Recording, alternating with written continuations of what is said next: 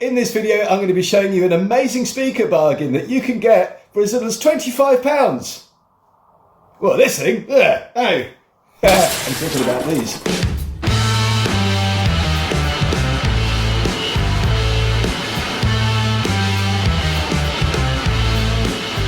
So these are my B&W Bowers & Wilkins DM330i floor standing speakers, and they are just magnificent. By far the best speakers I've ever owned. The sound quality is just glorious. Unfortunately, demonstrating sound quality on YouTube through speakers is a futile exercise, because whatever comes out of here will sound different in my room to what it sounds like when it's piped into the microphone that I'm recording this on, and then it's compressed by YouTube, and then it's spat out at your end in your room, either with whatever speakers you're listening to this on, or if you've got headphones on, the headphones that you're using. It's going to completely and utterly remove any characteristics that you might be able to tell from what these speakers sound like. But believe me, they do sound absolutely tremendous. They were far from entry-level speakers when they came out. They were available from 1984 to 1986. And in 1984 money, these cost 750 US dollarinos. And when you put that into an inflation calculator, today you're looking at about $2,100. Probably about the same equivalent in the GB sterlings as well, if you're on my side of the pond. But in any rate, it was quite an investment to spend that sort of money on your speaker. It was far from the casual listener that was investing in a pair of speakers like this. $2,100 is quite dear. It's quite an investment. Did I pay anything close to that? No, I did not. I picked these up at a car boot sale about 15 years ago, and I paid 25 Great British pounds for these speakers. I was absolutely delighted by that. So what can you buy them from now? Well, on WorthPoint, I looked these up and they came out, they were like 40, 50 quid, something like that. The only one I could currently find on eBay, the only pair that I could currently find on eBay, were going for 500 quid. Is that a bit ambitious? Possibly so. Over the years, I've seen them go from anything for 40, 50 quid, 100, 150, 200, 300, 500. It's one of those, isn't it? You know, sort of what people think these things are worth, you know, can vary greatly. If you are interested in a pair, I would strongly suggest putting a saved search up on several places and seeing what comes up. Don't buy the first ones that come up just because they're 500 quid. Don't get FOMO because you think no more of these will be around. They do come up.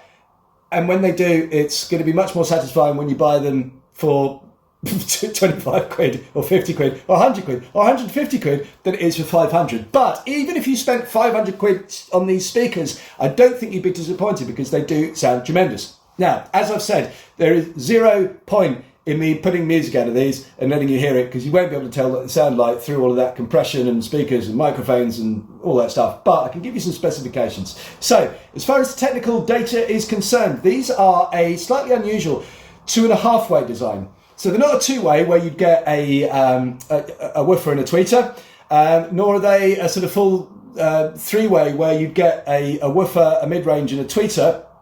These have got 2 speakers that are the same size. So there's two 200mm, 222, you two can too, I don't know. Blimey, it's been a long day. But anyway, you've got a sort of nominally a woofer and a mid-range, I suppose, but they're both the same size. They're 200mm drivers, and then a 26mm tweeter at the top. And I think the way the crossover works is that one of them, I assume the bottom one, is set up to be the woofer, and the mid-range is the mid-range and the tweeter is the tweeter. Right, so that's what you've got there. As far as the frequency response from that goes, I'm currently looking at Hi-Fi Engine, and they claim it to be 48 hertz at the low end, up to 20,000 hertz at the top end. So they're more or less a full range speaker in that regard. Full range would be 20 hertz to 20,000 hertz. You know, that's the range of human hearing. If you've got perfect hearing. If you're an old geezer like me, then 20,000 hertz is way ambitious, frankly. And 20 hertz is also way ambitious. But in other places, I've seen this listed as 40 hertz to 20,000. Hi-Fi Engine calls it 48 hertz to 20,000. So, you know, take from that what you will. But what I do, because these are vintage speakers now, you know, you're looking at a design that is getting on for 40 years old. So I tend not to drive them particularly hard. I tend not to drive the bass through them, and so I use a separate subwoofer in order to take some of the low frequencies out of that. And I don't drive the tweeters particularly high, because they can really also get damaged if you're piling a lot of sound on through that. Although, as I say, I do have the mid-ranges tweaked a little bit, because, you know, I'm old and I can't hear them. So I try and boost those up. So that's that. They're very efficient speakers. So they're 91 decibels efficiency, which is very, very efficient. And they've got quite a broad recommended power. You can drive them with lots of different powered speakers. Anything recommended from 10 watts all the way up to 100 watts. I drive these on my 100 watt per channel AV receiver from Yamaha. It does a very, very nice job. It certainly goes up a hell of a lot louder than I would ever need them. You know, I live in a flat and I've got neighbours on that side of the building. This side of the building goes out into a park, so that's all right. But on this side, through the kitchen and then the other side of that wall, there are neighbours, and they don't want me to drive the music particularly loudly. But nevertheless, if you wanted to, you could fill a neighbourhood with these quite happily. And the impedance even on these is 8 ohms. So you want to have an amplifier that is comfortable driving these at 8 ohms, so you don't break them, basically, or the amplifiers or anything else. So that's it, really. These are, I would say, one of the best bargains in hi-fi that you can get, certainly at £25 that I paid for them. But I would say even if you spend 100 quid or 150 quid, or the equivalent in dollars, they're the sort of things that come up remarkably often on things like Facebook Marketplace, on eBay, on, you know, Craigslist or Gumtree or whatever you've got in your neighbourhood that's similar. People are getting rid of their hi-fi systems for the same reason that they're getting rid of all of this music that gets getting thrown out. All these CDs are getting chucked away.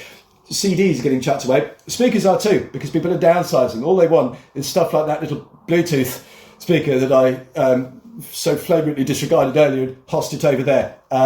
You know, to be fair, that's for a lot of people how they want to listen to music. They just want one of those and they want to stream Spotify or whatever it is from it. And fair play to you. But this channel's about real music and real hi-fi and having something that's sexy and cool. And how cool are these? So let me know in the comments below, what is the best set of speakers that you've ever heard? Do you still own them, or are they the ones that got away? Did you end up selling them and then deeply regretting it years and years later? I always love to hear your hi-fi stories. I've been fascinated reading all of these because they give me so many ideas about what to go and get next. As always, thanks very much for watching. Please subscribe. Press the little thanks button underneath if you want to buy me a coffee, and I promise I won't spend it on coffee. I will spend it on CDs, and I will review them in upcoming videos. See you in the next one. Ciao.